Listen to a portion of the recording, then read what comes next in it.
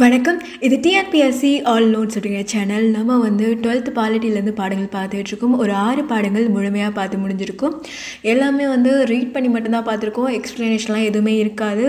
Book இல்லாதவங்களுக்கு இது யூஸ்ஃபுல்லாக இருக்கும். அது மாதிரி பார்வையற்ற மாணவர்களுக்கும் இது பயனுள்ளதாக இருக்கும். அலகு 7 தேச கட்டமைப்பின் சவால்கள். கற்றலின் நோக்கங்கள். விடுதலைக்கு முன்பிருந்து விடுதலைக்கு பின் வரை இந்தியாவின் சுதேச அரசுகளின் தோற்றம் மற்றும் மறைவு பற்றி கூறுதல். நிர்வாகம் மற்றும் அரசியல் பகுதிகளை ஒன்றுபடுத்துவதில் சுதேச அரசுகள் இந்தியாவோடு இணைவதன் முக்கியத்துவம் குறித்து அறிதல். மொழிவாரி அடிப்படையில் மாநிலங்கள் மறுசீரமைப்பு குறித்த இந்திய அரசின் தயக்கம், குடிமக்களின் அழுத்தம் இவற்றிற்கான காரணங்களை ஒப்பிட்டு அறிதல். மொழிவாரி அடிப்படையில் மாநிலங்கள் மறுசீரமைப்பு செய்யப்பெற்றதால் சுதேச அரசுகள் இணைக்கப்பட்டு இந்தியாவில் ஏற்பட்ட சிறந்த பயன்களை விவாதித்தல். மாநிலங்களை மறுசீரமைப்பு செய்யும் நோக்கில் அரசு நியமித்த ஆணையங்கள், இயற்றப்பட்ட சட்டங்கள் குறித்து பகுப்பாய்வு செய்தல். ஒரு நாட்டை கட்டமைப்பதில் எதிர்கொள்ளும் சமூக, பொருளாதார, அரசியல், மொழி மற்றும் நிர்வாக சவால்களை புரிந்து கொள்ளுதல். மொழி, இனம் மற்றும் அரசியல் தன்னாட்சி பெற வலுவான அடித்தளம் இட்டதற்கு காரணமாக தமிழ்நாடு மாநில அரசு உருவாக்கத்தில் செல்வாக்கு செலுத்திய பல்வேறு கூறுகள் குறித்து விரிவாக அறிந்து கொள்ளுதல். சுதேச அரசுகள் ஒன்றிணைப்பு. இந்தியாவில் சுதேச அரசுகளின் தோற்றம். பெரிய அளவிலான நிர்வாக மாகாணத்தில் ஒரு சிறிய அரசியல் அமைப்பே சுதேச அரசு என்பதாகும். அது ஒரு பெரும் முடியாட்சியில் நேரடியாகவோ அல்லது துணை கூட்டமைப்பாகவோ ஆட்சி செய்வதாகும். இந்த சிறிய நிர்வாக பகுதியானது அரசியல், கலாச்சார, மொழி மற்றும் பூகோள அமைப்பு அடிப்படையில் அமைந்திருக்கும். கிபி 200 மத்திய ஆசிய பகுதியிலிருந்து இந்திய துணை கண்டத்திற்கு புலம்பெயர்ந்து வந்த ராஜபுத்திரர்களால் சுதேச அரசுகள் தொடங்கப்பட்டது. ராஜபுத்திரர்கள் என்றால் அரசர்களின் இளவரசர்கள் என்பது பொருளாகும். எனவே இந்தியாவில் சுதேச அரசுகள் முகலாயர் மற்றும் ஆங்கிலேயர் வருகைக்கு முன்னரே ஏற்படுத்தப்பட்டு விட்டது. ராஜபுத்திரர்கள் அல்லாமல் நவாப் மற்றும் நிஜாம்களாலும் சுதேச ஆட்சிகள் நடைபெற்றன. மைசூர், திருவிதாங்கூர் மற்றும் புதுக்கோட்டை பகுதிகள் உள்ளூர் அரச வம்சங்களால் ஆட்சி செய்யப்பட்டன. இந்த அனைத்து வகை முடியாட்சி முறைகளும் பிரிட்டிஷ் இந்தியாவில் சுதேச அரசுகள் என்றழைக்கப்பட்டன.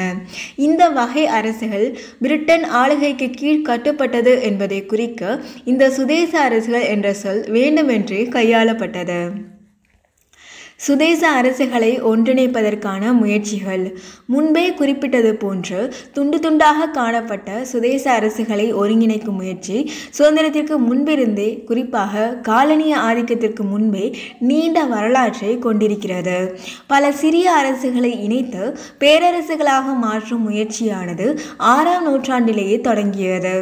மகத பேரரசு காலத்தில் பிம்பிசாரர் மற்றும் அஜாதசத்ரு, மௌரியர்கள் காலத்தில் அசோகர் மற்றும் 5ஆம் நூற்றாண்டுகளுக்கு பின்னர் வந்த சந்திரகுப்தர், அவரது மகன் சமுத்திரகுப்தர் போன்றவர்களால் சிற்றரசுகள் தங்கள் பேரரசின் கீழ் செயல்படும் சுதந்திர அரசுகளாக நிர்வகிக்கப்பட்ட பின்னர் பேரரசர்களுக்கும் சிற்றரசர்களுக்கும் இடையே அதிகார போட்டி, பொறாமை மற்றும் வெறுப்புணர்ச்சி ஆகியன நம்பிக்கையின்மையின் விளைவாக அரபு மற்றும் பாரசீக படையெடுப்புகளுக்கு வாய்ப்பளித்தன. வட இந்தியா முழுவதும் முகலாய பேரரசு தனது ஆதிக்கத்தினை நிலைபெற செய்து கொண்டது. பிரிட்டிஷ் ஆட்சியில் சுதேச அரசுகள். குண்டு முழங்கி மரியாதை செய்யும் முறை. இம்முறை ஐரோப்பியர்களின் காலனி ஆதிக்கத்தின் போது ஆங்கிலேயர்கள், போர்ச்சுகீசியர்கள், பிரெஞ்சுக்காரர்களால் கடைபிடிக்கப்பட்டது. முதலில் தங்கள் வியாபார தொடர்பு பகுதிகளிலும் பின்பு பிற பகுதிகளிலும் தங்கள் கட்டுப்பாட்டின் கீழ் கொண்டு வரப்பட்டதற்கான குறியீடாக இதனை பயன்படுத்தினர். குறிப்பாக இம்மூன்று காலனிய அரசுகளில் பிரிட்டிஷ் அரசானது சில சுதந்திர அரசுகளுக்கான இறைமை உரிமையை தங்கள் மன்னராட்சி முறைக்கு உட்பட்டு வழங்கின. சுதந்திரத்திற்கு முன்னர் இந்தியாவில் சுதேச அரசுகளின் எண்ணிக்கை 565 இருந்தது. இதன் அதிகாரமானது பிரிட்டிஷ் கிழக்கிந்திய கம்பெனியால் வழங்கப்பட்ட குண்டு முழங்கும் மரியாதை அடிப்படையில் அமைந்திருந்தன. இவை இரண்டு விதமாக காணப்பட்டன. ஒன்று குண்டு முழங்கி மரியாதை செய்யும் சுதேச அரசுகள் என்றும், மற்றொன்று குண்டு முழங்கும் உரிமை அற்ற சுதேச அரசுகள் என்றும் பிரிந்திருந்தன. குண்டு முழங்கும் மரியாதை பெற்ற அரசுகள். பிரிட்டிஷ் கிழக்கிந்திய நிறுவனத்தால் குண்டு முழங்கும் மரியாதை வழங்கப்பட்ட சுதேச அரசுகளின் எண்ணிக்கை சுமார் 117 120 வரை இருக்கலாம். இந்த அரசுகளின் தலைவர்கள், ஆட்சியாளர்கள் அல்லது இளவரசர்கள் அம்மரியாதைக்கு உட்பட்டவர்களாக இருந்தனர். இவர்களுக்கு வழங்கப்படும் இவ்வுரிமையானது முழங்கப்படும் குண்டுகளின் எண்ணிக்கையின் அடிப்படையில் அதன் சிறப்பு நிலை அறியப்பட்டது. மிக அதிக மரியாதைக்குரிய சுதேச அரசுகளுக்கு 21 குண்டுகள் எனவும், அதனிலும் குறைவான சுதேச அரசுகளுக்கு 9 குண்டுகள் எனவும் இது அமைந்திருந்தது. சில சுதேச அரசுகள் 21 குண்டுகளை முழங்கும் உரிமை பெற்றிருந்தன. அவையாவன: மாட்சிமை தாங்கிய மகாராஜா குவாலியர் மன்னர் சிந்தியா, மாட்சிமை தாங்கிய பரோடா மகாராஜா கேக்வார், மாட்சிமை தாங்கிய ஜம்மு காஷ்மீர் மகாராஜா, மாட்சிமை தாங்கிய மைசூர் மகாராஜா, மாட்சிமை தாங்கிய ஹைதராபாத் மற்றும் பிரார் நிஜாம்கள். சில சுதேச அரசுகள் 9 குண்டுகள் முழங்கும் உரிமையை பெற்றிருந்தன. அவையாவன: சச்சின் நவாப், பாட்னா மகாராஜா, வாட்வான் மகாராஜா, லாகரு நவாப். குண்டு முழங்கும் உரிமை பெறாத சுதேச அரசுகள். 565 சுதேச அரசுகளில் 117 முதல் 120 வரை மட்டுமே குண்டு முழங்கப்படும் உரிமையை பெற்றிருந்தன. பிற சுதேச அரசுகள் பிரிட்டிஷ் அரசுகளுக்கு கீழ் இருந்த போதும் குண்டு முழங்கும் உரிமை வழங்கப்படவில்லை. சில சுதேச அரசுகள் எந்தவிதமான குண்டு மரியாதையும் பெறாமல் இருந்ததற்கான வேறு காரணங்களும் இருந்தன. அவையாவன: சில சுதேச அரசுகள் இந்த முழங்கும் முறையை ஏற்றுக்கொள்ளவில்லை. சில சுதேச அரசுகள் இம்முறையை தங்களுக்கான மரியாதை குறைவாக கருதினர். சில சுதேச அரசுகளின் ஆட்சி மாறின, ஆனால் தங்களது அரச பட்டங்களையும் ஓய்வூதியத்தையும் பயன்படுத்தினர். இந்தியாவில் சுதேச அரசுகள். விடுதலைக்கு முன்பு பல சுதேச அரசுகள் காலனிய பிரிட்டன் அரசின் ஆதரவுடன் இயங்கின. பிரிட்டிஷ் அரசின் கீழ் சுதேச அரசுகளாக இயங்கியதால் இதுவரை பெற்றிருந்த சலுகைகளை விட்டு கொடுக்க மனமில்லாமல் சுதேச அரசுகள் ஒருங்கிணைப்பு என்ற யோசனையை அவர்கள் ஏற்கவில்லை. பல அரசர்கள் விடுதலைக்கு பின்னர் தன்னாட்சியுடன் கூடிய சுதந்திர அரசுகளை அமைத்து கொள்ளும் வாய்ப்புக்காக காத்திருந்தனர். இந்த சுதேச அரசுகள் ஒருங்கிணைப்பு என்பது பிரிட்டனின் ஆட்சிக்கு முடிவு கட்டவும், சுதேச அரசுகள் மற்றும் மாகாணங்கள் கலைக்கப்படுவதுடன் பிரிட்டிஷ் காலனி ஆட்சிக்கு முடிவு கட்டுவதையும் நோக்கமாக கொண்டதாகும். அரசியல், இராஜதந்திர பேச்சுவார்த்தைகள் மற்றும் வன்முறை ஆகியவற்றுக்கு இடையே சுதேச அரசுகள் ஒருங்கிணைப்பு செயல்கள் 1947 நிகழ்ந்தன. பிரிட்டனின் அன்றைய பிரதமர் கிளமன் அட்லி பொது சபையில் மார்ச் 15, 1946 அன்று உரையாற்றும் போது இந்தியாவிற்கான விடுதலையை அங்கீகரித்தார். அப்போது விடுதலை போராட்டத்தையும் அதில் உயிர் தியாகம் செய்தவரையும் நினைவு கூர்ந்தார். மேலும் புதிய இந்தியாவில் அதன் பன்முக பண்பாட்டு பாரம்பரியத்தை கட்டி காப்பதில் ஏற்பட உள்ள சவால்களை குறிப்பிட்டு பேசினார். இந்தியா பல இனங்கள், மதங்கள் மற்றும் மொழிகள் கொண்ட நாடு என்பதையும் அதனால் உருவாகும் பல்வேறு பிரச்சனைகள் குறித்தும் நன்கு அறிவேன். ஆனால் இத்தகைய தடைகளை இந்தியர்களை எதிர்கொண்டு வெற்றி பெற வேண்டும். சிறுபான்மையோட உரிமைகள் எப்போதும் நமது சிந்தனையில் இருக்க வேண்டும். அவர்கள் அச்சம் இல்லாமல் வாழும் சூழ்நிலை உருவாக்கப்பட வேண்டும் என்றார்.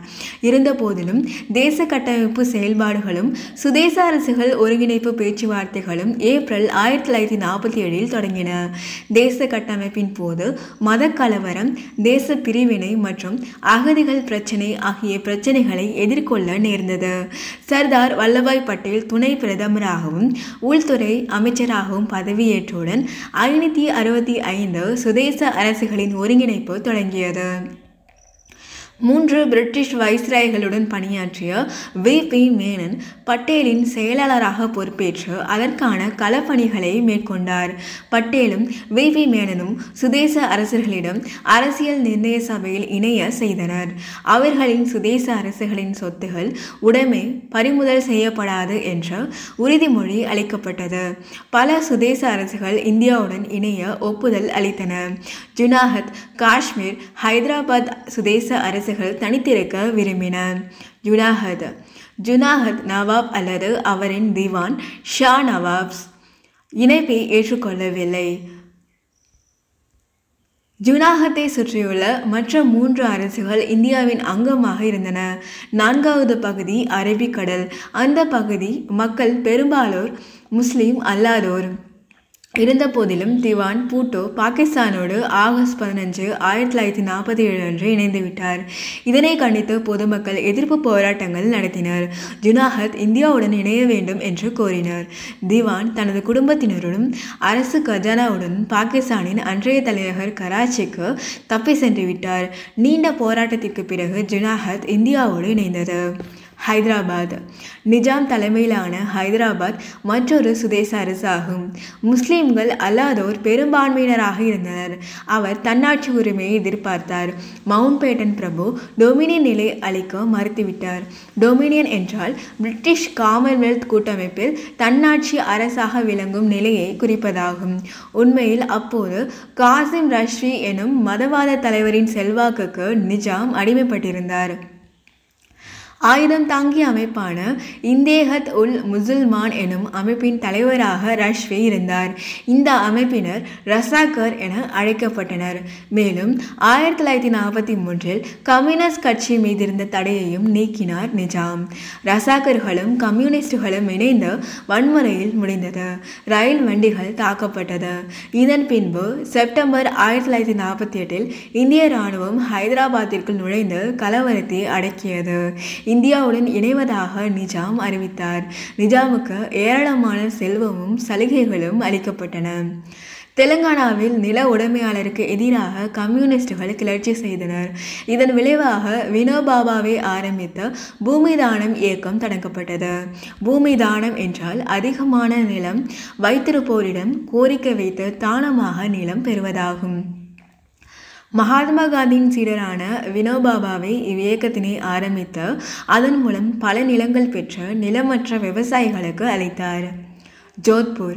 ஜோத்பூர் அரசு முதலில் இந்தியாவுடன் இணைவதாக இருந்தது. ஹன்வந்த் சிங் அரசு பொறுப்பேற்றதும் பாகிஸ்தானுடன் இணைய முடிவு செய்தார். பாகிஸ்தான் சார்பில் கராச்சி துறைமுகத்தை சுதந்திரமாக பயன்படுத்தி கொள்ளவும், ஆயுதங்களை உற்பத்தி செய்து கொள்ளவும் மற்றும் ஆயுதங்களை இறக்குமதி செய்து கொள்ளவும் ஹன்வந்த் சிங்குக்கு உரிமை வழங்குவதாக முகமது அலி ஜின்னா அறிவித்தார். இதனை அறிந்த பட்டேல் மகாராஜா கன்வந்த் சிங்குக்கு சிறப்பு சலுகைகள் வழங்குவதாக கூறினார்.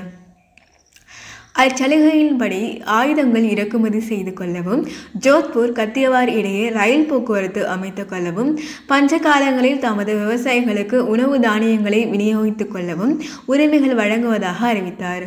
மேலும் இந்துக்களை பெரும்பான்மையாக கொண்ட ஜோத்பூர் பாகிஸ்தானில் இணைந்தால் மத கலவரம் ஏற்படும் என்ற அச்சத்தின் காரணமாக இந்தியாவுடன் இணைய சம்மதித்தது.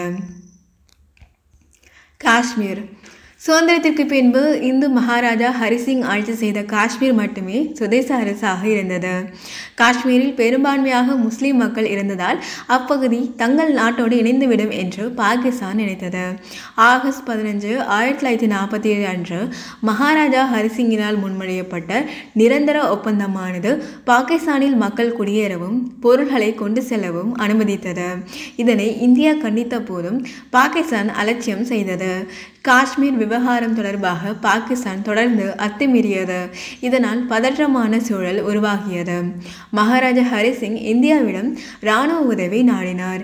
இதனை அறிந்த மவுண்ட் பேட்டன் பிரபு பன்னாட்டு சட்டங்களின்படி இந்திய இராணுவத்தை அனுப்புவதற்கு இந்தியாவும் காஷ்மீர் மகாராஜாவும் பாதுகாப்பு ஒப்பந்தத்தை மேற்கொள்ள வேண்டுமென குறிப்பிட்டார்.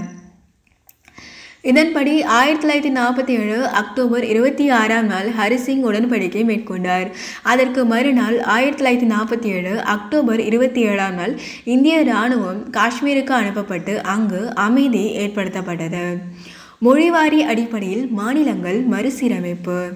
விடுதலைக்கு முன்பு விடுதலை போராட்ட இயக்கத்தின் போது மக்களை திரட்டுவதில் மொழி உணர்வு குறிப்பிடத்தக்க பங்களிப்பு செய்தது. எனவே விடுதலைக்கு பின்னர் தேசத்தை கட்டியமைப்பதிலும் மொழிவாரி மாநிலங்கள் அமைப்பதின் இன்றியமையாமையை உணர்ந்து செயல்படுத்தப்பட்டது. அன்னி பெசன்ட் அம்மையார் தன்னாட்சி இயக்கம் தொடங்கிய போதே தென்னிந்தியாவின் பங்கேற்பு அதிகமாக இருந்தது. மொழி அடிப்படையில் மறுசீரமைப்பு என்பது 1917 காங்கிரஸ் கட்சியால் தொடங்கப்பட்டது. 1920களில் மாநிலங்கள் மொழி அடிப்படையில் அமைய திட்டமிடப்பட்டது. நிர்வாகத்திற்கும் அடிப்படை கல்விக்கும் உள்ளூர் மொழிகளின் தேவை அப்போதே உணரப்பட்டது. பல மாநில தலைவர்கள் மொழிவாரி மாநிலங்களை விரும்பினர். குறிப்பாக அன்றைய சென்னை மாகாணத்தில் தெலுங்கு தேச மக்களை கொண்ட பகுதிகளை இணைத்து தனி ஆந்திர பிரதேச காங்கிரஸ் குழு அமைக்க வேண்டும் என்று அப்பகுதி காங்கிரஸ் தலைவர்கள் கோரினர். மொழிவாரி மாநிலங்களுக்கான கோரிக்கைகள் அதிகரித்ததை கவனத்தில் கொண்டு மொழி அடிப்படையில் மாநிலங்களை மறுசீரமைக்கும் பணிகள் 1927 தொடங்கின. நீண்ட போராட்டத்திற்கு பிறகு 1936 ஏப்ரல் 1 ஒடிஷா மாநிலத்திலிருந்து பீகார் தனியாக பிரிக்கப்பட வேண்டும் என்று போராட்டம் எழுந்தது. நீண்ட போராட்டத்திற்கு பின்னர் ஒரிசா மாகாணத்திலிருந்து பீகார் பிரிக்கப்பட்டது.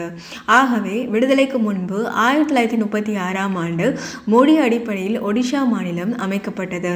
இதுவே மொழி அடிப்படையில் பிரிக்கப்பட்ட முதல் மாநிலமாகும். லோகமானிய திலகர், அன்னி பெசன்ட் மற்றும் மகாத்மா காந்தி ஆகியோர் மொழிவாரி அடிப்படை மாநிலங்களுக்கு ஆதரவு அளித்தனர்.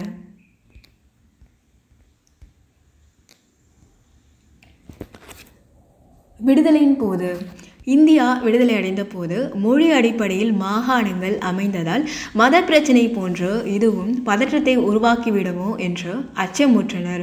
இறுதியில் 1948ஆம் ஆண்டு அரசியல் நிர்ணய சபையில் மொழிவாரி மாகாண ஆணையம் அமைத்த நீதிபதி எஸ்.கே. தர் தலைமையில் மொழிவாரி மாகாண அமைப்புக்கான நடைமுறை குறித்து மதிப்பீடு செய்யப்பட்டது. இந்த ஆணையமே தர் ஆணையம் என்று அழைக்கப்பட்டது. ஆனால் தேச ஒருமைப்பாட்டிற்கு அச்சுறுத்தல் ஏற்படும் என்பதாலும் நிர்வாக சிக்கல் ஏற்படும் என்பதாலும் மொழிவாரி மாநிலங்கள் பிரிக்கப்படுவதை தர் ஆணையம் ஆதரிக்கவில்லை. ஆனால் இந்த முடிவினை இந்திய மக்கள் ஏற்கவில்லை. குறிப்பாக தனித்த மொழி அடையாளமுள்ள மாநிலங்கள் இதனை விரும்பவில்லை. இதன் காரணமாக 1948ஆம் ஆண்டு ஜவஹர்லால் நேரு, சர்தார் வல்லபாய் பட்டேல் மற்றும் காங்கிரஸ் கட்சியின் தலைவரான பட்டாவி சித்தராமையா ஆகியோரை கொண்ட ஜேவிபி குழுவினை உருவாக்கி மொழிவழி மாநில அமைப்பு கோரிக்கை குறித்து பரிசீலிக்க உத்தரவிட்டார். ஜேவிபி குழு தொடக்கத்தில் இக்குழு மொழிவாரி அடிப்படையிலான மாநிலங்கள் உருவாவதை பிடிவாதமாக எதிர்த்தது. ஒற்றுமை மற்றும் வளர்ச்சி ஆகியவற்றை காரணம் காட்டியது. ஆனால் மக்கள் ஆர்ப்பாட்டங்களும் எதிர்ப்பு இயக்கங்களும் எழுந்து 1960கள் வரை நீடித்தது. ஆகவே இக்குழு பொதுமக்களின் கோரிக்கைகளுக்கு இணங்க மொழிவாரி மாநிலங்கள் அமைக்க பரிந்துரைத்து அறிக்கை தயாரித்தது. முதல் மொழிவாரி மாநிலம் சுதந்திர இந்தியாவில் முதல் மொழிவாரி மாநிலமாக ஆந்திர பிரதேசம் தெலுங்கு பேசும் மக்களின் விருப்பத்திற்கேற்ப உருவாக்கப்பட்டது. ஆந்திர மாநிலம் அமைக்க கோரி பொட்டி ஸ்ரீராமுலு சாகும் வரை உண்ணாவிரத போராட்டம் மேற்கொண்டார். போராட்டத்தின் 58வது நாள் உயிர் நீத்தார். 19/10/1952 முதல் 15/12/1952 வரை. இதன் பிறகு போராட்டம் மேலும் தீவிரமானது. தெலுங்கு பேசும் மக்களின் நெருக்கடிக்கு நேரு பணிந்தார். தெலுங்கு பேசும் மக்களை கொண்ட ஹைதராபாத், ஆந்திரா பகுதிகளை இணைத்து 1956இல் ஆந்திர மாநிலமாக ஜவஹர்லால் நேரு அறிவித்தார். மாநில மறுசீரமைப்பு ஆணையம் மொழிவாரி மாநில கோரிக்கைகளுக்காக நாடு முழுவதும் பல்வேறு பகுதிகளில் பெரும் கலவரங்களும் எதிர்ப்பு இயக்கங்களும் நடைபெற்ற காரணத்தினால் பிரதமர் ஜவஹர்லால் நேரு தனி மாநில கோரிக்கைகளை பரிசீலிக்க ஃபசல் அலி தலைவராகவும் H.N. குன்ஸ்ரு மற்றும் K.M. பணிக்கர் உறுப்பினர்களாகவும் கொண்ட ஒரு குழுவை அமைத்தார். இக்குழு தனது அறிக்கையை 22/12/1953 அன்று சமர்ப்பித்தது. இக்குழு மொழிவாரி மாநிலம் அமைப்பதற்கு 4 அம்சங்களை வரையறுத்தது. இதற்கான பரிந்துரைகள் 1955 செப்டம்பரில் சமர்ப்பிக்கப்பட்டது. மொழி மற்றும் பண்பாட்டு ஒத்ததன்மை. ஒரே மொழி பேசும் மக்களை கொண்ட மாநிலமாக இருப்பின் தனி மாநில கோரிக்கையை நிராகரிக்கலாம். ஏனெனில் ஒன்றுக்கும் மேற்பட்ட மொழிகளை பேசும் மாநிலங்கள் உள்ளன. மேலும் பல மாநிலங்களில் ஒரே மொழி பேசும் சமூகம் காணப்படுகிறது. உதாரணத்திற்கு பல இந்திய மாநிலங்களில் ஹிந்தி மொழி பேசப்படுகிறது. நிதி, பொருளாதார மற்றும் நிர்வாக கருதுகோள்கள். அரசியல், பொருளாதார மற்றும் நிர்வாக செயல்பாடுகள் அனைத்து பகுதி மக்களும் சரிசமமாக நடத்தப்படுவதை உறுதிப்படுத்த வேண்டும். ஏனென்றால் இந்திய அரசமைப்பு சட்டம் சம உரிமைகள் மற்றும் அனைவருக்குமான வாய்ப்புகள் என்ற நிலைப்பாட்டினை வலியுறுத்துகிறது. மொழி நிர்வாக பயன்பாட்டில் உதவிகரமானது என்பது ஏற்றுக்கொள்ளப்பட வேண்டும். இருந்தபோதும் பிற நிர்வாக, நிதி மற்றும் அரசியல் போன்ற அம்சங்களை புறக்கணித்து விட்டு மொழியை மட்டும் ஒருங்கிணைப்பு அம்சமாக கொள்ளக்கூடாது. தேசத்தின் ஒற்றுமை மற்றும் பாதுகாப்பினை வலுப்படுத்தி பராமரித்தல். மொழிவாரி மாநிலங்கள் அமைந்தால் குறிப்பிட்ட பிரிவு மீது மட்டும் அனுதாபம் கொள்ளும் நிலை உருவாகும் என்பதையும், நமது தேசிய உணர்வுக்கும் பன்மைத்துவத்துக்கும் எதிரானது என்பதையும் ஒற்றை மொழி பேசும் மாநிலங்கள் புரிந்து கொண்டால்தான் தேசப்பற்றினை ஆழமாக வளர்க்க முடியும். ஒரே மொழி பேசுபவர்களோ அல்லது பல மொழி பேசும் சமுதாயத்தினரோ குறிப்பிட்ட நிர்வாகத்தின் கீழ் வசித்தாலும் பல்வேறு மொழிகள் பேசும் சமுதாயங்களின் மக்கள் தகவல் தொடர்பு, கல்வி மற்றும் கலாச்சார தேவைகளை மேம்படுத்தும் வகையில் மக்கள் நலத்திட்டங்களை அனைத்து மாநிலங்கள் மற்றும் ஒட்டுமொத்த நாட்டின் மக்களையும் கருத்தில் கொள்வதாக இருக்க வேண்டும். மாநில மறுசீரமைப்பு ஆணையம். இறுதியாக இந்த ஆணையம் 16 மாநிலங்கள் மற்றும் 3 ஒன்றிய ஆளுகைக்குட்பட்ட மாநிலங்களை மறுசீரமைப்பு செய்ய பரிந்துரைத்தது. மத்திய அரசாங்கம் சிறு மாற்றத்துடன் இதனை கருத்தில் ஏற்றுக்கொண்டு 1956இல் மாநில மறுசீரமைப்பு சட்டத்தை நிறைவேற்றியது. இச்சட்டம் நாடாளுமன்றத்தில் நிறைவேற்றிய பிறகு மத்திய அரசாங்கம் 14 மாநிலங்கள் மற்றும் 6 யூனியன் பிரதேசங்கள் என்ற அளவில் மாநில மறுசீரமைப்பினை நவம்பர் 1, 1956 அன்று நடைமுறைப்படுத்தியது. அந்த மாநிலங்கள் வருமாறு: ஆந்திர பிரதேசம், அஸ்ஸாம், பீகார், பம்பாய், ஜம்மு காஷ்மீர், கேரளா, மத்திய பிரதேசம், சென்னை, மைசூர், ஒரிசா, பஞ்சாப், ராஜஸ்தான், உத்தரப்பிரதேசம் மற்றும் மேற்கு வங்காளம். 6 யூனியன் பிரதேசங்களான அந்தமான் நிக்கோபார் தீவுகள், தில்லி, இமாச்சல பிரதேசம், லட்சத்தீவு, மினிகா தீவு, அமீன்தீவு தீவுகள், மணிப்பூர் மற்றும் திரிபுரா. மேலும் உருவான மாநிலங்கள். 1956க்கு பிறகும் மொழிவாரி மாநிலங்கள் அமைப்பது தொடர்ந்தது.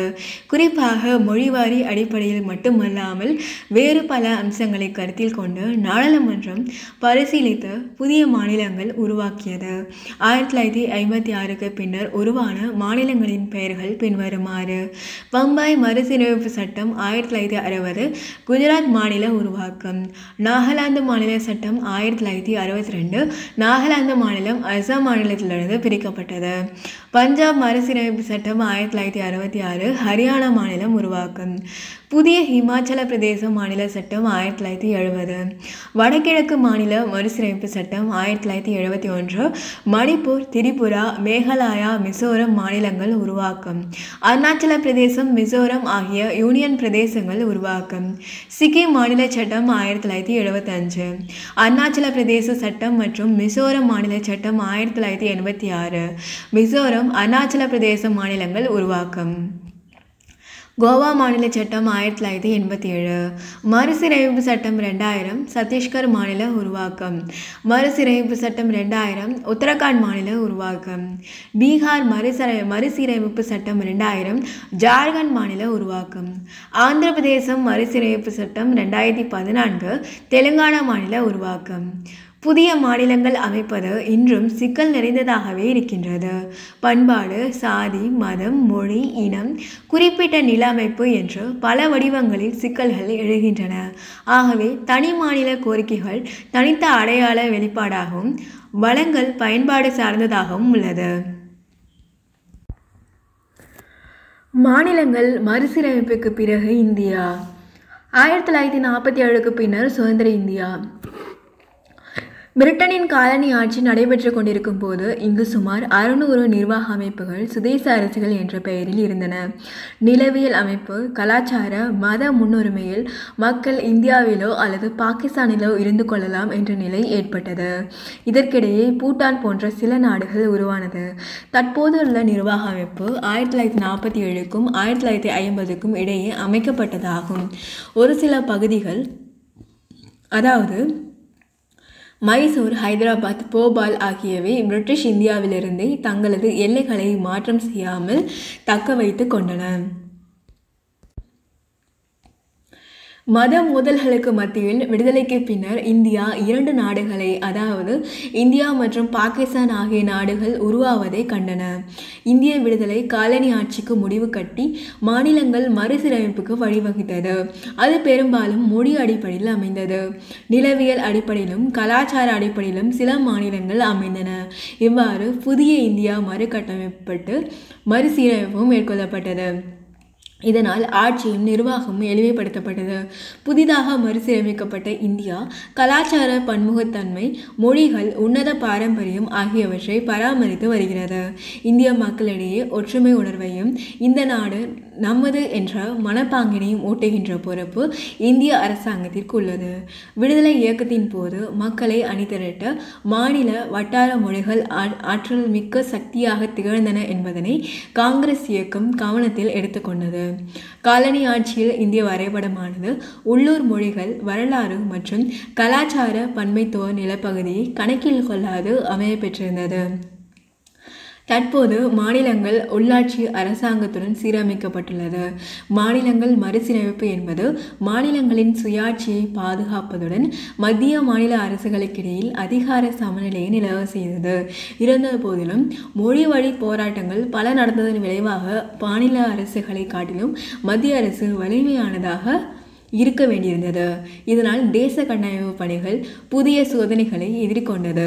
மாநிலங்கள் அதிக அதிகாரங்களுடன், சுயாட்சி அந்தஸ்துடன் தங்களது மொழி, இனம், நில எல்லைகள், மொழியை அடிப்படையாக கொண்ட அரசியல் ஆகியவற்றை விரும்பின. ஜவஹர்லால் நேரு, சர்தார் வல்லபாய் பட்டேல் உள்ளிட்ட தலைவர்கள் தேச கட்டமைப்புக்கு வழிவகுத்தனர். நாடு பிரிவினையை தொடர்ந்து எழுந்த வேதனை மிக்க சூழ்நிலைகள் அவர்களுக்கு கடும் வலியை ஏற்படுத்தின. எனவே நாடு மேலும் துண்டாடப்படுவதை விரும்பவில்லை. ஏனெனில் மேலும் ஒற்றுமை கொண்ட நாட்டினை உருவாக்கும் கனவு கொண்டிருந்தனர். எனவே மொழி, இனம், மதம் அடிப்படையில் மக்கள் மத்தியில் மேலும் பிரிவினையோ அடையாள பிரச்சனையோ உருவாவதை விரும்பவில்லை. கடந்த கால அனுபவத்தின் அடிப்படைகளை கணக்கில் கொண்டு மறுசீரமைப்பு நடவடிக்கைகளை மேற்கொண்டனர். முன்பு காலனி ஆட்சிக்கு உட்பட்ட மாகாணங்கள் இன்று தனி சிறப்பு வாய்ந்த கலாச்சார அடையாளம், தனித்தன்மை வாய்ந்த மொழி, பொருளாதார நிலவியல் அமைப்பு, அரசியல் மேம்பாடு, நிர்வாக வசதி பெற்ற மாநிலங்களாக அமைந்துள்ளன. சவால்களும் பேச்சுவார்த்தைகளும். பல மாநிலங்கள் உருவாக்கப்பட்ட பின்பும் சில தனி மாநில கோரிக்கைகள் நிலுவையில் உள்ளன. இந்திய அரசியல் மற்றும் நிர்வாக வரலாறானது மாநிலங்கள் மக்களாட்சி பிரதிநிதித்துவப்படுத்துவதற்கான இடத்தை வழங்குகிறது. அரசமைப்பு சட்டப்படி அரசியல் தன்னாட்சிக்கான சட்ட ரீதியான உரிமையை கொண்டிருக்கிறது. புதிதாக மாநிலங்கள் அமைக்கப்பட்ட பிறகு வளங்கள் பகிர்ந்தளிக்கப்படுவதும் அவ்வளங்களை பெறுவதற்கான உரிமைகளை அடைவதும் முன்னுரிமை பணியாக இருந்தன. பல மாநிலங்கள் பெரிதாகவும் சில மாநிலங்கள் சிறிய அளவிலும் இருந்தன. சில மாநிலங்கள் பெரிதோ சிறிதோ ஆனால் பிற மாநிலங்களோடு ஒப்பிடும்போது அதிக வலுவுடன் திகழ்ந்தன.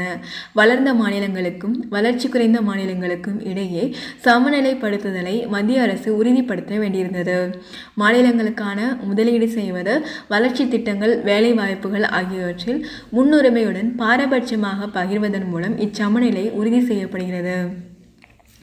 இருந்தபோதும் மாநிலங்கள் பல அளவுகளில் இருப்பதால் பெரிய மாநிலங்கள் வளங்களை தங்கள் கட்டுப்பாட்டுக்குள் வைத்துக்கொள்ள முயலும் என்பதால் சிறிய மாநிலங்கள் வளங்களை அணுகும் உரிமைகள் பறிக்கப்படும் என சிறிய மாநிலங்கள் குரல் எழுப்பின. இதனால் ஒருவித வெறுப்புணர்ச்சி, பொருளாதார ஏற்றத்தாழ்வு, வளங்களை பயன்படுத்தி கொள்வதில் முறையற்ற தன்மை ஆகிய மனப்பான்மை மாநிலங்களுக்கிடையே உருவாகியது. விடுதலைக்கு பிறகு குறிப்பிட்ட அரசியல் காரணங்களுக்காக சமூக, கலாச்சார, அரசியல், பொருளாதார மற்றும் மொழி அடிப்படையில் கட்டமைப்பு செயல்பாடுகள் செயல்படுத்தப்பட்டன. மறுகட்டமைப்பு ஏற்பாடுகள் மொழி அடிப்படையில் மட்டும் செய்யப்படவில்லை, ஏனென்றால் இது தேச ஒருமைப்பாடு வழியில் நின்றது. சில மொழிகள் மற்ற மொழிகளை காட்டிலும் சிறப்பு நிலையில் இருந்தது. இது மற்ற மொழிகள் பேசும் மக்களிடையே ஆதிக்கம் செய்யும் நிலையும் இருந்தது. ஆகவே மாநில கட்டமைப்பு நடவடிக்கைகளுக்கு மொழியை அடிப்படையாக கொள்வது குறித்த விவாதங்கள் நடைபெற்றன. தேசிய அடையாளம் மற்றும் மொழி கலாச்சார அடையாளங்களுக்கிடையே உள்ள நிலை பற்றி விவாதங்கள் நடைபெற்றன. அஸ்ஸாமின் போட்டோவுக்கும் கர்நாடக கூருக்குக்கும் இதற்கு உதாரணமாக கூறலாம். ஒரே மொழி பேசும் 2 மாநிலம் அருகருகே இருந்தாலும் அம்மாநிலங்களில் இருந்த சாதி, மதம் மற்றும் இன வேறுபாடுகள் தேசிய அடையாளம் பெறுவதற்கு பிரச்சனைகளாக இருந்தன. எனினும் 1980ஆம் ஆண்டு 12 மொழிகள் அங்கீகரிக்கப்பட்டன. பிறகு 22 மொழிகள் ஏற்றுக்கொள்ளப்பட்டன. இது மொழி கலாச்சார சமுதாயங்களின் இடையே அரசியல் அடையாள கோரிக்கைகள் அதிகரித்து வருவதை காட்டுகிறது. எல்லைகள். விடுதலைக்கு முன்பு இந்த நாடு மாகாணங்கள், சுதேச அரசுகள், ராஜதானிகள் என பிரிக்கப்பட்டிருந்தன. மாநிலங்கள் அமைப்பு அறிவிக்கப்பட்டவுடன் அதன் எல்லைகள் குறித்து விவாதிக்கப்பட்டன. குறிப்பாக கர்நாடகா மற்றும் மகாராஷ்டிரா மற்றும் குஜராத், ஹரியானா மற்றும் பஞ்சாப், ஒரிசா மற்றும் மேற்கு வங்கம், ஆந்திர பிரதேசம் மற்றும் சென்னை மாகாணம் ஆகியவற்றுக்கிடையே எல்லைகள் குறித்து பேச்சுவார்த்தைகள் நடந்தன. பல்வேறு வேறுபாடுகளை தாண்டி மொழியால் ஆதிக்கம் செலுத்தக்கூடிய சமுதாயங்கள் தங்களுக்கான தனித்த பிராந்திய மற்றும் கலாச்சார வடிவங்களை வலியுறுத்தினர். இந்த கலாச்சார மற்றும் மொழி ரீதியான அடையாளங்களை அந்த மாநில மக்கள் ஆதரித்தனர். இங்கே கலாச்சார, மொழி ரீதியிலான சிறுபான்மையினர் பேசும் மொழிகளும் அனுமதிக்கப்பட வேண்டியிருந்தது. எதிர்பார்க்கப்பட்டதைப் போல மொழி அடிப்படையில் அமைந்த பெரும்பான்மை சமூகம் மொழி சிறுபான்மை சமூகத்தின் மீது நிர்வாகம், கல்வி, வேலைவாய்ப்பு, நீதி மற்றும் பொருளாதார துறைகளில் ஆதிக்கம் செலுத்தியதன் மூலம் பெரும்பான்மை சமுதாய மக்கள் ஆதிக்கம் செலுத்தினர். கலாச்சார ஆதிக்கத்தன்மை, மேம்பாடு குறித்த பிரச்சினைகள் மற்றும் வட்டார சமத்துவமின்மை ஆகியன தீர்க்கப்பட வேண்டியிருந்தன. மாநிலங்கள் அனைத்து பகுதி மக்களின் ஒட்டுமொத்த வளர்ச்சிக்கு நிரந்தரமான யுக்தியை கையாள வேண்டியிருந்தது. அரசாங்கம் இதனை நீக்க நேரான, சீரான ஒற்றைத்தன்மை ஏற்படுத்தும் முயற்சிகளை ஈடுபட்டதில் மேல்தட்டு மக்கள், சாதாரண பொதுமக்கள் என 2 பிரிவுகள் தோன்றிவிட்டன. மண்டல கட்சிகளின் தோற்றம். நாடு முழுவதும் மண்டல கட்சிகள் தோன்ற ஆரம்பித்தன. ஏனென்றால் தங்களின் சொந்த மண்ணின் மீதான விசுவாசமும் மண்டல அடிப்படையிலான அடையாள இயக்கங்களும் இத்தகைய மண்டல கட்சிகள் உருவாகுவதற்கு காரணங்களாக அமைந்தன. பெரும்பாலான கட்சிகள் உள்ளூர் அளவில் பலம் பெற்றன. மண்டல கட்சிகளின் தொடக்கம் மத்திய அரசாங்கத்திற்கு பெரும் சவாலாக அமைந்தது. ஏனென்றால் பிரச்சனைகளின் ஆணிவேர் நாடு முழுவதும் ஒரே விதமாக இல்லை. மாநிலங்கள் உருவாக்கம். அண்மை கால பொருத்தப்பாட்டில் ஒரு மாநிலத்தின் குறிப்பிட்ட நிலப்பகுதியை பிரிப்பதன் மூலம் நாடாளுமன்றம் புதிய மாநிலங்களை உருவாக்க முடியும். பெயர் மாற்றம் செய்வது, எல்லைகளை மாற்றியமைப்பது உள்ளிட்ட அதிகாரங்கள் நாடாளுமன்றத்திற்கு வழங்கப்பட்டுள்ளன. இருந்தாலும் இவை நாடாளுமன்றத்தில் முன்வரைவு மூலம் நிறைவேற்றப்பட்டு குடியரசுத் தலைவரின் ஒப்புதலை பெற வேண்டும். இது தொடர்புடைய மாநில அரசாங்கத்தின் கருத்துகளும் அந்த மாநில அரசாங்கத்தின் சட்டமன்ற தீர்மானமும் ஏற்றுக்கொள்ளப்படுகிறது. மாநில அரசாங்கம் இது தொடர்பாக முன்வரைவு நிறைவேற்றி குடியரசுத் தலைவருக்கு ஒப்புதலுக்கு அனுப்பும் போது குடியரசுத் தலைவர் இது தொடர்பான தனி முன்வரைவு ஒன்றினை நாடாளுமன்றத்தில் ஏற்ற பரிந்துரை செய்வார். பிறகு நாடாளுமன்றத்தில் முன்வரைவு இயற்றி தனக்கு அனுப்பப்படும் போது குடியரசுத் தலைவர் ஒப்புதல் அளிப்பார். பின்புதான் புதிய மாநிலங்கள் உருவாகும். தேச கட்டமைப்பில் சமூக, பொருளாதார மற்றும் அரசியல் சவால்கள். தேச கட்டமைப்புக்கான சவால்களில் தேசத்திற்கும் அரசுக்கும் உள்ள வேறுபாடுகளை முதலில் ஆராய வேண்டும்.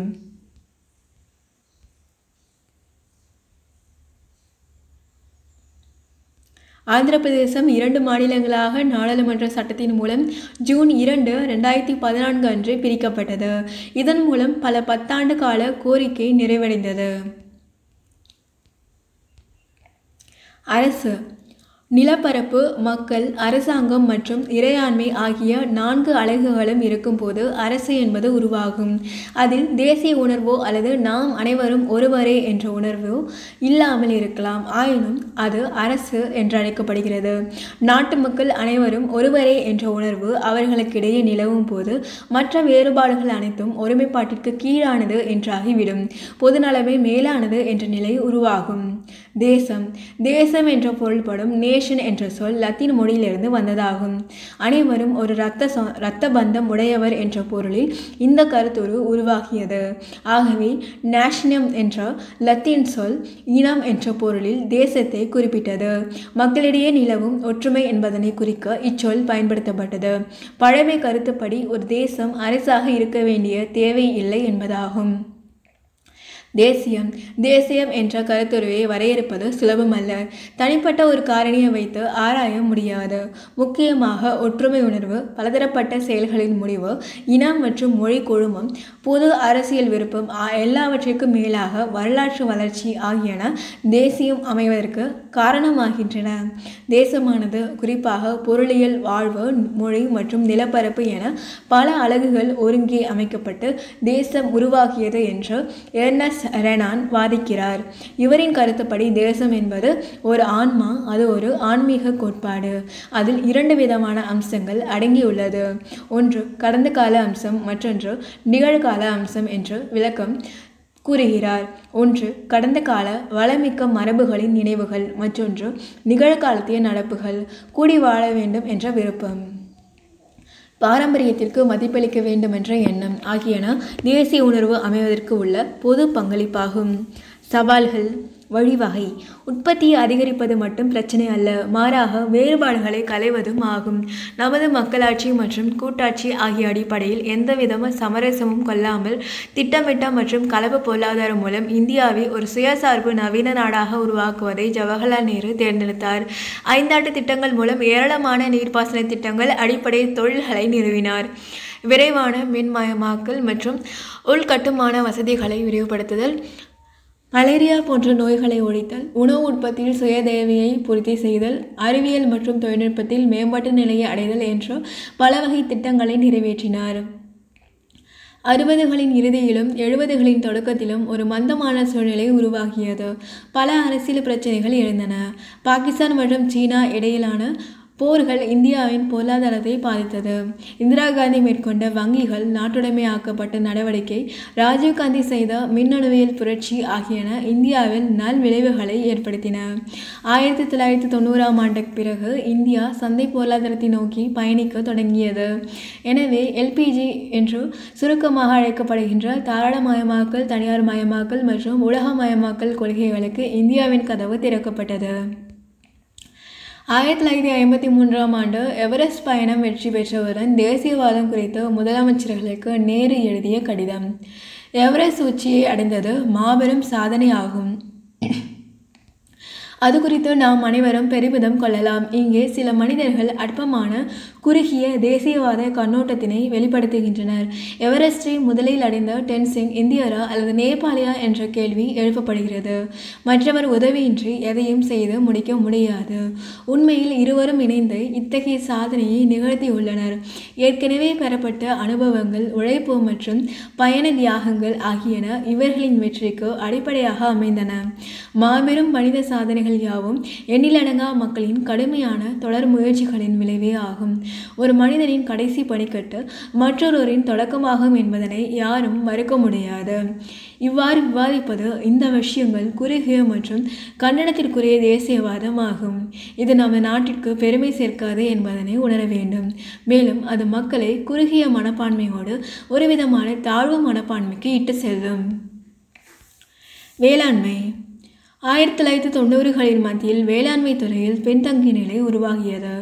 ஏராளமான விவசாயிகள் தற்கொலை செய்து கொண்டனர். ஏற்றுமதி தொடர்பான விவசாயம் கடுமையாக பாதித்தது. குறிப்பாக மகாராஷ்டிரா மாநிலத்தின் விதர்பா பகுதியை சேர்ந்த பருத்தி விவசாயிகள் பாதிப்புக்குள்ளாயினர். இந்தியாவில் 60 விழுக்காடு மக்கள் விவசாய தொழிலில் ஈடுபட்டுள்ளனர்.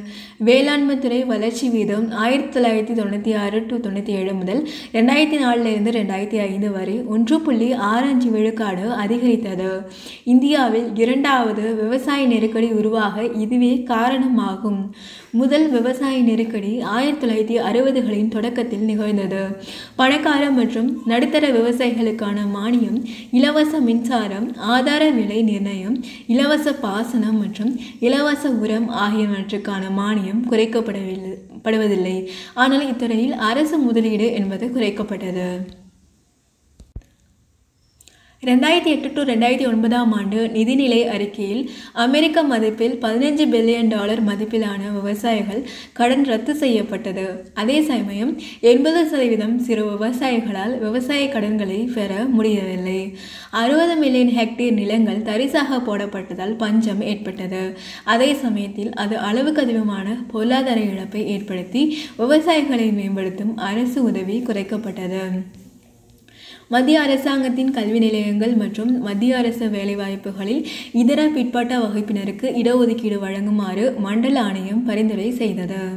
தொழிற்சாலை தொழில்துறை தகராறு சட்டம் இந்தியாவில் பணியாற்றும் மொத்த தொழிலாளர்களில் 10 விழுக்காட்டுக்கும் குறைவான தொழிலாளர்களையே பாதுகாத்துள்ளது. 90 விழுக்காடு தொழிலாளர்கள் அமைப்பு ரீதியாக திரட்டப்படாத தொழில்களில் உள்ளனர். பொதுத்துறை நிறுவனத்தில் பணியாற்றும் ஊழியர்கள் தொழிற்சங்கம் அமைத்து கூட்டு பேரம் மூலம் பலன் அடைகின்றனர். பொதுத்துறை நிறுவனங்களில் பணியாற்றுகின்ற தொழிலாளர்கள் தொழிற்சங்கம் அமைத்து கொள்ளவும் கூட்டு பேரத்தில் ஈடுபடவும் உரிமை கொண்டுள்ளனர். ஆனால் தனியார் தொழில்துறைகளில் பணியாற்றும் ஊழியர்கள் தங்களுக்கென சங்கம் அமைக்கவும் தங்கள் பிரச்சனைகளுக்காக கூட்டு பேரத்தில் ஈடுபடவும் தனியார் நிறுவனங்களின் மேலாண்மை தடுத்து வருகின்றன. இந்திய தொழில்துறையானது தொடர்ந்து முதலீட்டு நலன் சார்ந்த தொழில்துறையாக இருப்பதால் அதிக வேலையில்லா திண்டாட்டம் நிலவுகிறது. இந்நிலையானது முறைசாரா மற்றும் தற்காலிக பணியாளர்களின் எண்ணிக்கையை அதிகரிக்க செய்கிறது. நிலம் கையகப்படுத்துதல் என்பது முக்கிய பெரும் பிரச்சனையாக உள்ளது. பழங்குடி மக்களை இடம்பெற செய்ய முடியவில்லை. தொழிற்சாலை அமைப்பதற்கு தேவையான நிலங்கள் கிடைக்கவில்லை. உள்ளூர் மக்களின் ஒப்புதலில்தான் நிலங்கள் பெற வேண்டிய நிலை உள்ளது. நிலம் கையகப்படுத்துதல் நடவடிக்கைகளை தகுந்த இழப்பீடு வழங்குதல் மற்றும் நலத்திட்டங்கள் மூலம் நிறைவேற்ற வேண்டியுள்ளது. தற்போதைய சட்டம் அரசாங்கம் நிலம் கையகப்படுத்துவதற்கு போதுமான அதிகாரங்களை கொடுத்துள்ளது.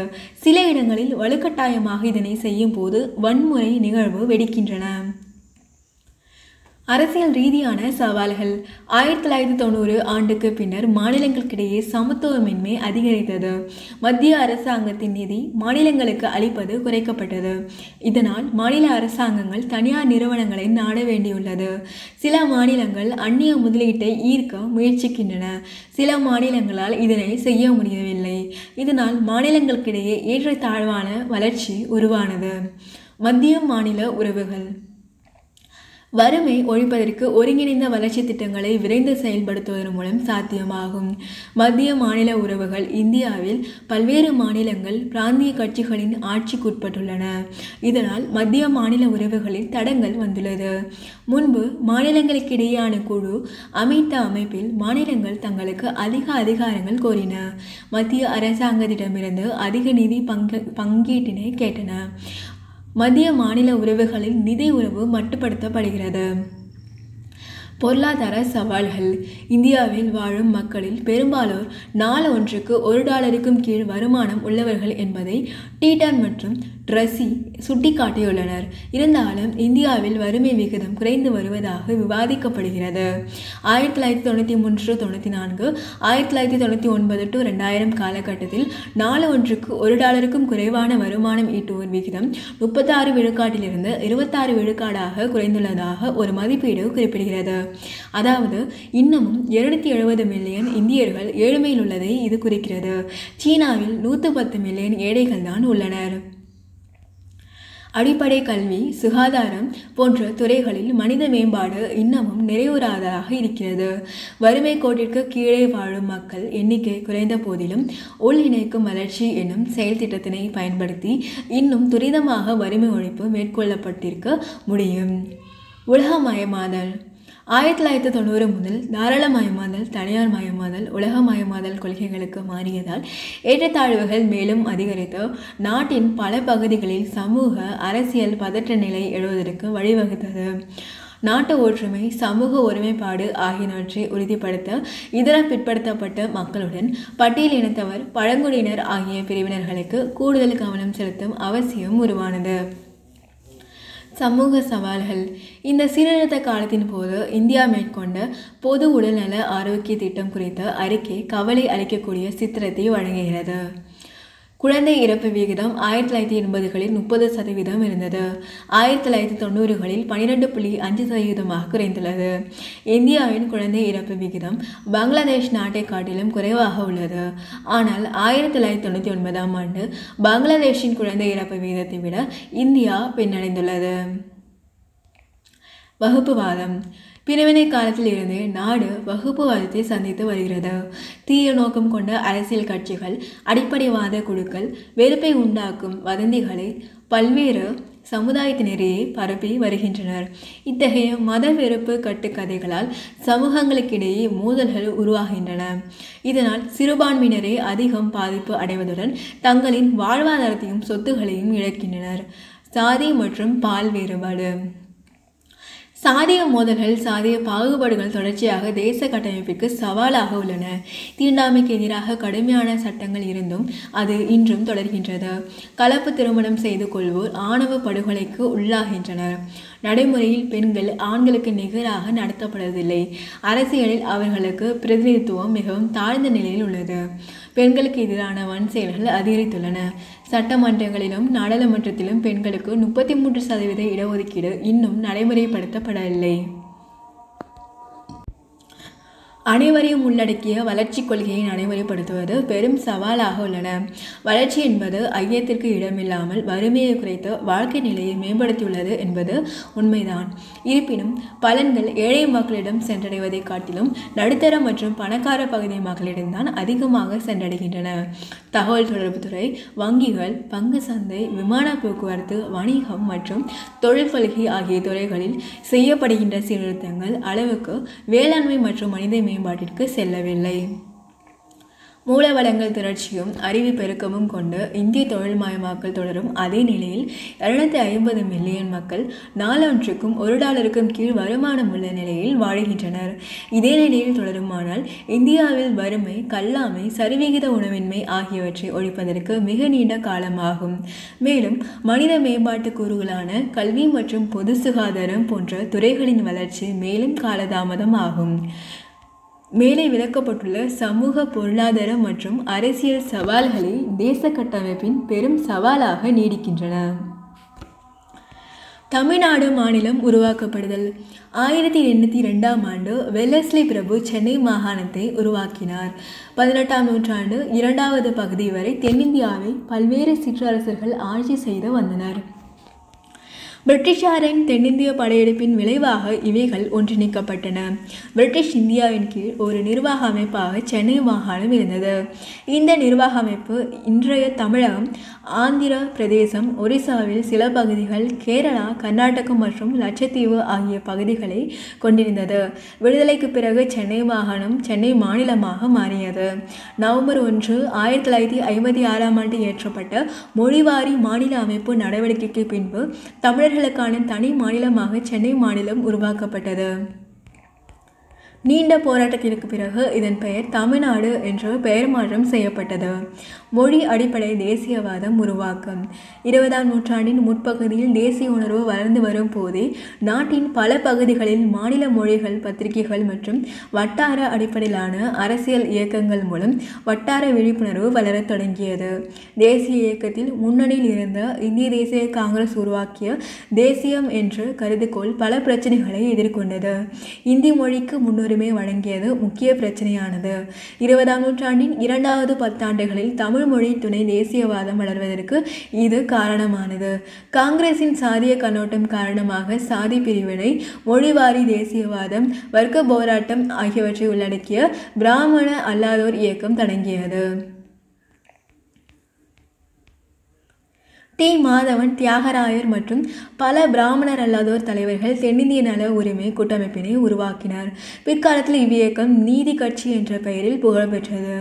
1920ஆம் ஆண்டு நடைபெற்ற சென்னை மாகாண தேர்தலில் நீதி கட்சி போட்டியிட்டு வெற்றி பெற்று ஆட்சி அமைத்தது. 1920 முதல் 1937 வரை நடைபெற்ற 5 தேர்தல்களில் 4 முறை வென்று அமைச்சரவை அமைத்தது. பின்பு 1937 தேர்தலில் காங்கிரஸ் கட்சியிடம் தோல்வியுற்றது. பிறகு பெரியார் ஈ.வே. ராமசாமி தலைமையில் சுயமரியாதை இயக்கமாக மாறியது.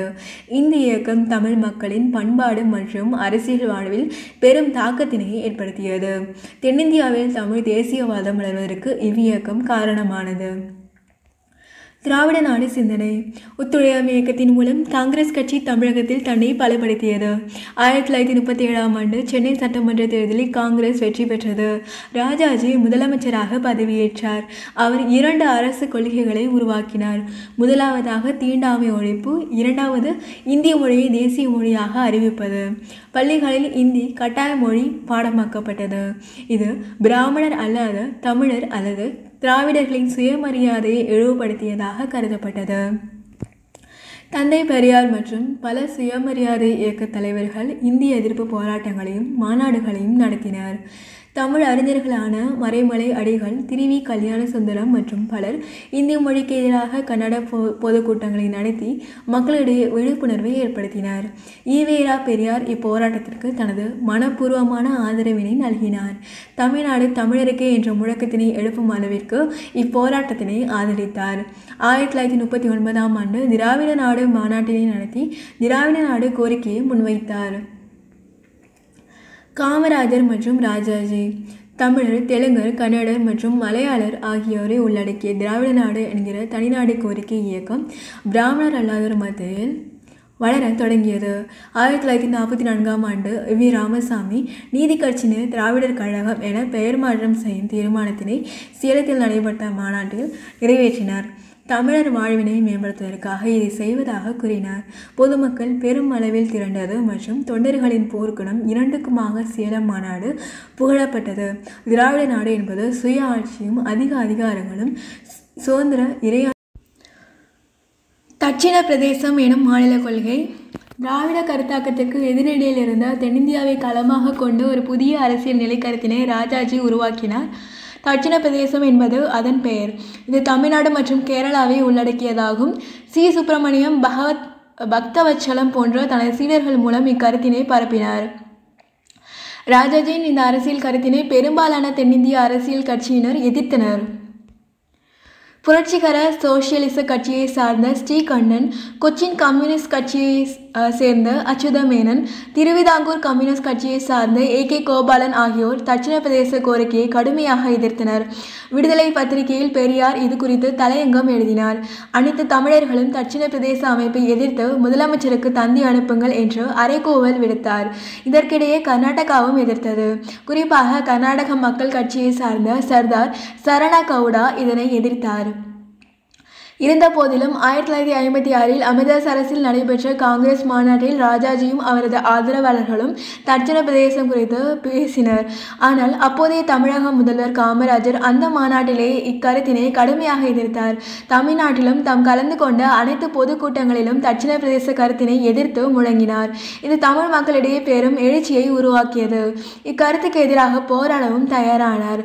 மக்களும் தட்சிண பிரதேசம் உருவாவதற்கு எதிராக போராட தயாராகினர். விடுதலைக்கு பின்பு மொழிவாரி மாநிலங்கள் மறுசீரமைப்பு.